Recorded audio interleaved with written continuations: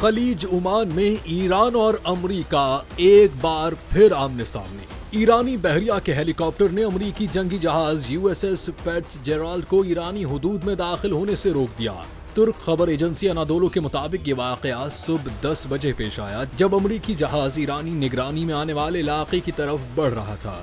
ईरानी फौज के मुताबिक 3rd नेवल रीजन के एयर यूनिट ने फौरी रद्द-ए-अमल दिया और हेलीकॉप्टर ने अमरीकी जहाज के ऊपर परवाज करते हुए सख्त तनबीह की। ईरानी बयान में कहा गया है कि यह परवाज दिफाई हिकमत अमली के तहत की गई थी और दूसरी वार्निंग के बाद अमरीकी जहाज ने अपना रास्ता बदलकर जनूब की जानिब रुख कर लिया। वाक़े के बाद अमरीकी फौज की जानिब से किसी किस्म का रद्द-ए-अमल या वजाहत सामने नहीं आई।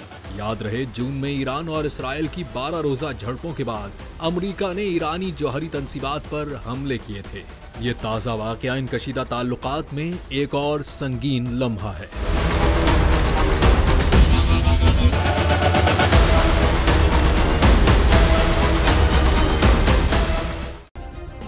सब्सक्राइब करें और बेल दबाएं ताकि कोई खबर रह न जाए।